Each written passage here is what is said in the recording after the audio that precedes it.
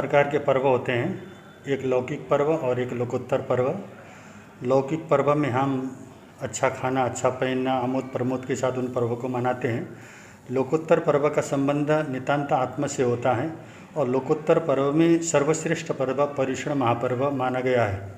और पर्युषण महापर्व के जो 8 दिन होते हैं, इस 8 दिन में विशुद्ध रूप में आत्म की उपासना की जाती है, आत्म की साधना की जाती है। बाह्य आकर्षणों से अपने आप को बिल्कुल आंतरिक अंतर्मुखी बन करके साधक साधना करता है।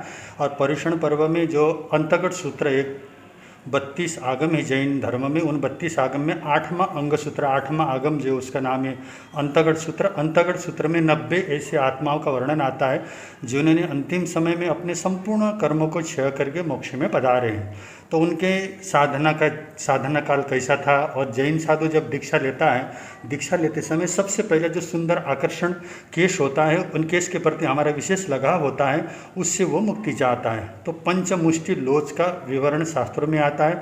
पंचमुष्टि लोच का मतलब होता है, मुष्टि से हम लोग लोच करते हैं। एक मुष्टि इधर से लेता है, दूसरी मुष्टि यहाँ से लेता है, तीसरी मुष्टि इधर से लेता है, चौथी मुष्टि यहाँ से लेकर सभी बालों को 5 बार में ही वो समाप्त करता है। और पुराने ज़माने में जैन साधु जो निर्ग्रंथि ये साधक होते थे, वो किसी प्रकार का कोई परिग्रह उनके पास नहीं होता था, इसलिए वो केश लोच के द्वारा ही बड़े हुए केश को अपने शरीर से बाहर करते थे। आज के वर्तमान के स्थिति में भी आज जैन परंपरा में जितने मुनि हैं या साध्वियाँ हैं, सारे के सारे केश लुंचन करते हैं। और केश लुंचन साल में कोई 2 बार करता है, कोई 4 बार करता है, और 1 बार तो उसको करना ही होता है। जो अभी ऋषि पंचमी, जिसको हम संवत्सरी महापर्व कह करके पुकारते हैं, जिसको हम मनाते हैं, उससे पूर्व जैन साध्वियों की केश लुंचन करके मात्र उसके सिर में या शरीर में जैसे बैल के बाल होते हैं उससे बड़े बाल नहीं होना चाहिए। तो इस तरह से केश लुंचन करके अपनी सहन शक्ति की परीक्षा करता है कि मेरे अंदर कितनी सहन शक्ति है। आज हम छोटी छोटी समस्याओं में भी हम लोग डगमगा जाते हैं, हम असमता में चले जाते हैं। कितना हमारे अंदर समता है, कितना हमारे कष्टों को सहन करने की शक्ति है। इस तरह से जैन साधु वो एकदम स्वाभिमानी होकर के किसी के सामने सिर नहीं झुकाता है। जब केस बढ़ते हैं तो अपने हाथों से उसको निकाल करके फेंक देता है। तो ये ऐसी परंपरा है। तो ये पर्युषण पर्व के जो 8 दिन, आज हमारा 5वां दिन पर्युषण पर्व का चल रहा है, जिसमें भगवान अरिष्टनेमिनाथ का शासनकाल और वासुदेव श्री कृष्ण के शासनकाल के साधकों का वर्णन आज हमने किया। और कल से भगवान महावीर और भगवान महाराजा श्रेणिक के राज्य शासन के उन महान आत्माओं का वर्णन कल से आएगा। तो इस तरह से हम लोग जितना हो सके अपनी सहन शक्ति को बढ़ाने की कोशिश करें। अगर हमारे अंदर की सहन शक्ति हमें सुख देती है, हमारे अंदर का जो असमता है वो हमें दुख देता है, किसी के द्वारा हमें अपमान किया जाता है वो एक बात है, लेकिन उस अपमान को हम कैसे स्वीकार करते हैं अलग बात है। तो साधक दूसरे के द्वारा दिए हुए न सम्मान को विशेष रूप में उसको आदर देते हैं, न किसी के अपमान को वो स्वीकार करते हैं, बिल्कुल संभाव में रहते हैं। और संभावी कोई साधक कहाँ है, उसी कोई साधु कहाँ है। तो आज केश लोच का कार्यक्रम संपन्न हुआ। आप सब लोग को बहुत बहुत शुभकामनाएं। महाराज जी, धर्म क्या है? बहुत सुंदर प्रश्न आपने पूछा। आज हम लोग जन्म से लेकर मृत्यु पर्यंत एक शब्द का उच्चारण करते हैं, वो कहते हैं धर्म शब्द आता है। या तो हम धर्म के प्रति आस्था रखने वाले आस्तिक व्यक्ति हैं, या फिर धर्म का विरोध करने वाला एक नास्तिक का पक्ष है। ये 2 तरह के पक्ष संसार में पाए जाते हैं। और धर्म शब्द का उच्चारण हमने इतना किया है जिसका कोई हिसाब नहीं है। जन्म से लेके मृत्यु पर्यंत धर्म धर्म धर्म शब्द हमने उच्चारण करने के बाद भी वास्तविक धर्म क्या है इसके बारे में अभी भी हमको जानकारी नहीं मिल पाई है। आज हम संप्रदाय को धर्म मान लिया। आज कहते हैं मेरा धर्म, ये तेरा धर्म, ये फलाने का धर्म, ये अनेक तरह के जो धर्म की व्याख्या हम लोग ने कर रखी है वो धर्म नहीं है। धर्म के मार्ग पर चलने का, धर्म के उस लक्ष्य गंतव्य तक पहुंचने के मार्ग हैं, और उनको संप्रदाय कहते हैं। चाहे वो जैन हो, बौद्ध हो, मुस्लिम, इस्लाम हो, ईसाई हो, कोई भी धर्म संप्रदाय संसार के क्यों न हो, ये संप्रदाय धर्म के उस गंतव्य तक या धर्म तक पहुंचने के मार्ग तो हैं, परंतु हमने मार्ग को ही मंजिल मान लिया है। ये सबसे बड़ी गलती हमारी हो गई है। संप्रदाय कोई बुरी बात है नहीं। संप्रदाय किसी न किसी धर्म संप्रदाय में हम सब लोग का जन्म हुआ है और उस धर्म संप्रदाय के हमको संस्कार मिलते हैं, और संस्कार मिलना भी कोई बुरी बात नहीं है। धर्म संप्रदाय में हमने पूर्व कर्मों के अनुसार हमने किसी संप्रदाय में जन्म लिया। सर्वधर्म संप्रदाय बुरा नहीं है। बुरा तो वो है जब हमारे अंदर सांप्रदायिकता आती है। सांप्रदायिकता समाज के लिए एक अभिशाप है, परंतु धर्म या संप्रदाय अभिशाप नहीं है। इस तरह से हम लोग धर्म के बारे में जाने। धर्म एक होता है। भगवान महावीर ने कहा अहिंसा परमो धर्म। अहिंसा से बढ़कर संसार में कोई दूसरा धर्म नहीं है। अहिंसा, सत्य, अचौर्य, ब्रह्मचार्य और अपरिग्रह, जितने भी ये सद्गुण हैं इंसान के, ये इंसान किसी भी धर्म संप्रदाय में आबद्ध होकर के इन धर्म संप्रदाय को उसने अगर स्वीकार कर लिया तो व्यक्ति धार्मिक होता है। और धार्मिक होने के लिए विशेष एक धर्म संप्रदाय में बदना आवश्यक नहीं है। इंसान के अपने आंतरिक गुण को धर्म कहा है। आंतरिक गुण में जैसे क्रोध, मान, माया, लोभ, राग और द्वेष, ये किसी भी धर्म संप्रदाय के व्यक्ति के भीतर में हो वो अधर्म है। और जिसमें क्रोध है, अक्रोधी व्यक्ति धार्मिक हो नहीं सकता। अभिमानी व्यक्ति किसी भी धर्म संप्रदाय में हो, चाहे कैसा ही वेश वो धारण कर ले, वो धार्मिक हो नहीं सकता। जिसके अंदर कपट है, छल है, दोहरा चरित्र है, और उससे दोहरा चरित्र जीने वाला व्यक्ति भी संसार में धार्मिक नहीं हो सकता। और जिसके अंदर लोभ, अत्यधिक इच्छाएं हैं, आकांक्षाएं, अभिलाषाएं, कभी जिंदगी में पूरा न होने वाली इच्छाओं को ढो करके चलने वाला व्यक्ति, वो भी धर्म नहीं हो सकता। ये सब पाप के रूप हैं। अब इसके ठीक विपरीत क्या है? धर्म क्या है? क्रोध पर विजय प्राप्त करने के लिए क्षमा आवश्यक है, क्षमा धर्म है। अहंकार पर विजय प्राप्त करने के लिए विनम्रता जरूरी है, विनम्रता धर्म है। और मायाचारी पर विजय प्राप्त करने के लिए जीवन में सरलता आनी चाहिए। कथनी और करनी जहाँ एक होती है वहाँ जीवन में सरलता आती है, वो धर्म है। और जिसके अंदर निर्लोभिता, किसी प्रकार की इच्छा नहीं है, आकांक्षा नहीं है, ऐसा व्यक्ति धर्म हो सकता है। कितना सरल परिभाषा है। दया, करुणा, क्षमा, सहनशीलता, विनम्रता, सरलता, संतोष, ये धर्म के पक्ष हैं। जिस भी व्यक्ति के भीतर में ये पाए जाते हैं वो व्यक्ति धर्मात्मा है। और जिसमें क्रोध, मान, माया, लोभ, राग, द्वेष है वो व्यक्ति पापी होता है। संसार का सबसे प्राचीन धर्म कौन सा है? अब ये आपने बोला ना, प्राचीन धर्म तो अहिंसा धर्म है। प्राचीन संप्रदाय के बारे में आप पूछ सकते हैं। धर्म तो शाश्वत है, पहले था, अब है, भविष्य में रहने वाला है। अहिंसा कब से शुरू हुआ है? जब से मानव सभ्यता शुरू हुई है तब से धर्म प्रारंभ है। तो कोई धर्म संप्रदाय नहीं होता पुराना। और ये झगड़ा कराने वाला प्रश्न आप पूछ रहे हैं, कारण क्या है? अगर हम ये कह दें मेरा धर्म पुराना, ये बड़ा मजा आता है व्यक्ति को बोलने, मैं सबसे पुराने धर्म में आबद्ध जन्म लिया हुआ व्यक्ति।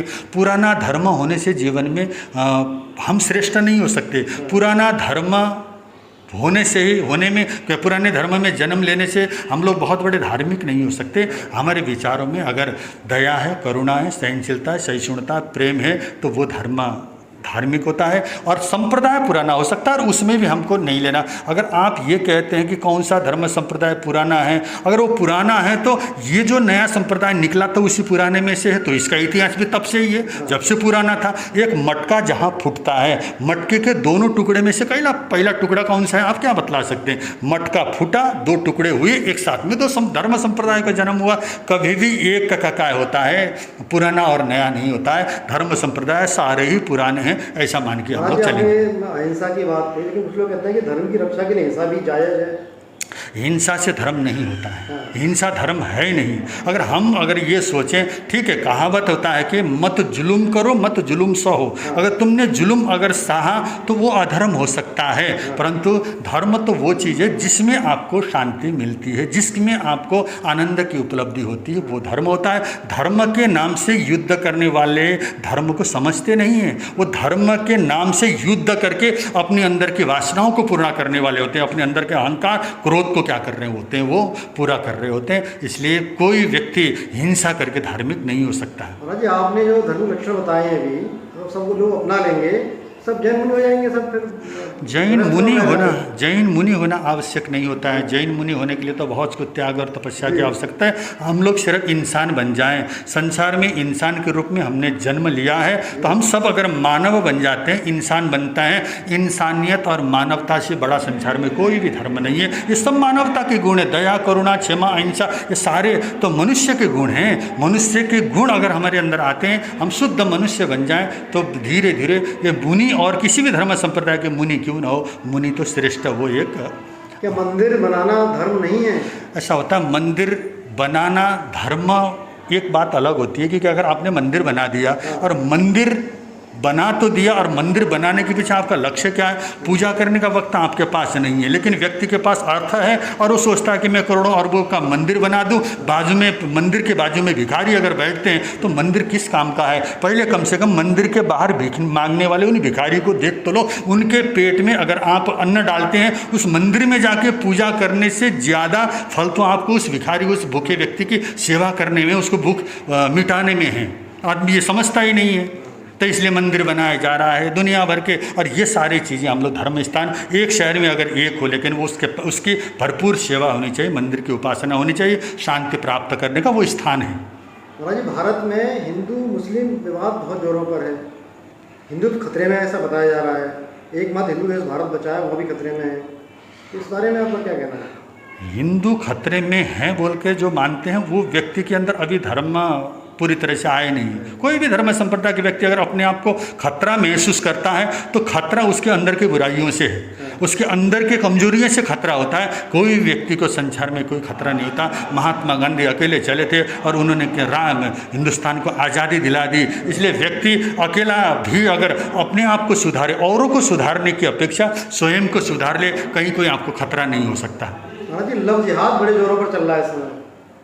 वो तो अब ये सारी चीज़ें चलती रहेंगी और ये सब विषय पर अब हम ज़्यादा चर्चा ना करें तो अच्छा, क्योंकि ये थोड़ा सा देश और राष्ट्र की बातों में हम न लग के, हम तो धर्म के और अध्यात्म पर ज़्यादा विश्वास हम लोग क्या करते हैं। जैन यहाँ तो भगवान महावीर भी नरक में जाके आए हैं, या कौन कौन सी आत्मा नरक में। आज आपने सुना ही है, भगवान श्री कृष्ण तो हमारे जैन में होने वाले अवतार के रूप में, 12 में तीर्थंकर के रूप में उनका जन्म होने का सौभाग्य। और आज हम पवित्र दिनों में 8 दिन तक श्री कृष्ण वासुदेव के चरित्र को क्या करते हैं, यहाँ नरक। यहाँ तो महाराजा जो भगवान महावीर का अनन्य भक्त जो तीर्थंकर होने वाला है, उसको भी अभी वो किसी जगह पर क्या नरक में है बोल करके बोल रहा है। ये नरक और स्वर्ग का यहाँ कोई मूल्य नहीं होता। यहाँ तो मोक्ष का क्या होता है, मूल्य होता है। स्वर्ग में जाने वाला व्यक्ति श्रेष्ठ यहाँ पर माना नहीं जाता। सर्वाधिक श्रेष्ठ धर्म जैन धर्म, ऐसा कहते हैं। वही ना, धर्म सारे श्रेष्ठ हैं। धर्म होना चाहिए, बस धर्म सारे संसार में श्रेष्ठ। धर्म सारे श्रेष्ठ हैं, फिर लोग कुछ मांस भक्षण करते हैं, कुछ धर्म के अनुयायी। मांस भक्षण तो पाप है कि भगवान ने कहा है, मांस भक्षण और ये नरक में ले जाने का मुख्य कारण है, ऐसा कह कर कहा है। और इसमें हम मांसाहारी की निंदा नहीं करना चाहते, लेकिन समाज में शाकाहारी व्यक्ति को जो सम्मान मिलता है और शाकाहारी व्यक्ति के अंदर दया और करुणा जो धर्म होता है, मांसाहारी में नहीं होता। क्योंकि जितना अधिकार हमको जीने का है, उतना संसार के प्रत्येक प्राणी को जीने का अधिकार है। हम किसी भी प्राणी में, एक भी प्राणी में हम प्राण नहीं डाल सकते। किसी का प्राण लेने का अधिकार हमको किसी ने दिया है। हर प्राणी स्वतंत्र हैं, स्वतंत्र रूप में उनको जीने का अधिकार होना चाहिए। हम जीना चाहते हैं तो वो भी हमसे जीने की अपेक्षा रखते हैं, उनको भी जीने का अधिकार है। महाराज, आपने नेपाल में बहुत सारा काम किया है, आपको नेपाल की ऐसी उपाधि मिली हुई है, तो वहाँ कैसी थी जैन धर्म की नेपाल में? वहाँ ऐसा है कि हमारा जन्म नेपाल में हुआ, हम ब्राह्मण कुल में हमारा जन्म हुआ था। जन्म के समय में हमने जैन धर्म का नाम भी नहीं सुना था। 14 साल की उम्र में हम यूपी के मेरठ में आए और वहाँ हमारे गुरुदेव का सानिध्य मिला और जैन धर्म हमने स्वीकार किया। स्वीकार करने के बाद हम पूरे भारत में हमने भ्रमण किया। फिर हमारी नेपाल में जाने की इच्छा हुई, जन्मभूमि में जाने की इच्छा हुई। नेपाली मातृभाषा नेपाली होने के कारण वहाँ की जनता से मिलने की इच्छा हुई। धीरे धीरे जब हम वहाँ गए तो नेपाली जनता से जो एक आत्मीयता मिली और जिस तरह का उनके अंदर एक श्रद्धा हमने देखी, उसके बाद हमने भी वहाँ पे विशेष रूप में पोखरा में जैन स्थानक भवन बना करके बड़े रूप में वहाँ क्या कर रहे हैं, हम लोग धर्म और अच्छे लोग का निर्माण करने का कार्य कर रहे हैं। वर्तमान समय में क्या जैन संतों को दिगंबर रहना चाहिए? समय बदल चुका है तो। ऐसा होता है दिगंबर, जिसकी शक्ति होगी वो करेगा, क्योंकि अगर दिगंबर साधु अगर दिगंबरत्व में अगर जाना चाहते, क्योंकि ये साधना करना इतना आसान तो होता नहीं है। हर व्यक्ति सोचता है कि ये करना आवश्यक है, मुँह बांधना आवश्यक है, क्या नंगना होना आवश्यक है। जो व्यक्ति जैसा कार्य कर सकता है उस कार्य को कर ले, तो उसके लिए हमको आदर करना चाहिए, उसके अंदर हमें विशेष टिप्पणी नहीं करनी चाहिए। तो ऐसा कहते हैं कि युवा धर्म से विमुख हो रहे हैं। ऐसा होता है, धर्म के प्रति विमुख होने का मतलब आज हमने सोचा कि साधु बन जाए तो सोचते हैं कि धर्म के सन्मुख हो रहे हैं, कोई विशेष ऐसा नहीं है। युवा वर्ग भी आजकल धर्म में आस्था रखा हुआ है, युवा वर्ग भी बड़े बड़े सेवा के कार्य कर रहा है। वो जैसी वर्तमान स्थिति में समाज को आवश्यकता है वो कार्य युवा वर्ग कर रहा है, इसलिए युवा वर्ग धर्म के विमुख है कहना इतना उचित नहीं होगा। आपने मानव मिलन संस्था बनाई है, उसका क्या उद्देश्य है? मानव मिलन का मतलब होता है किसी एक धर्म संप्रदाय ने सभी धर्म संप्रदाय के अच्छे व्यक्तियों का एक समूह है, उस समूह को क्या है इस मानव मिलन के माध्यम से हम एक छत के नीचे जमा करके सामाजिक सेवा का कार्य करते हैं। इसमें विशुद्ध रूप में सेवा का कार्य है और इसमें कोई किसी भी धर्म संप्रदाय का व्यक्ति क्यों न हो, इस मानव मिलन संस्था में वो सदस्यता ले सकता है और सेवा के कार्य में लग सकता है। महाराज मुझ पर कोई हमला कर रहा है तो मैं क्या करूँगा? हिंसक रहूँ, हिंसक रहूँ? ऐसा होता है, आपकी अगर शक्ति होगी तो आप मन से भी अगर सामने वाले व्यक्ति को क्षमा कर सकते हैं तो आप क्षमा करें। अगर मन में अगर आपका क्रोध है तो अगर बाहर से प्रतिक्रिया करने से अगर डरते हैं तो आप डरपोक हैं। बाहर से अगर आप प्रतिक्रिया करते हैं, आप अपने आप को बचाने की कोशिश करें तो आप बचा सकते हैं, और बचा नहीं सकते हैं तो फिर आपको क्या करें उसमें समर्पण करना पड़ेगा। बचाना अपना कर्तव्य है, मत जुल्म करो मत जुल्म सहो, ये तो अहिंसा का एक सिद्धांत। मारने आता है, मुझे नहीं मारना चाहिए, मुझे मारने आ रहा है। ऐसा मारने अगर आ रहा तो फिर आप में और उसमें कोई अंतर नहीं है। अगर आप ये सोचे कि सामने वाले ने मुझे मारा, मैं भी मारो और मैं श्रेष्ठ हूँ, सामने वाला व्यक्ति कमजोर है, फिर ये मत सोचना कि सामने वाला व्यक्ति गलत है, फिर आप भी गलत है वो भी गलत है, जैसा वो है वैसा आप है। अच्छा, बहुत धन्यवाद।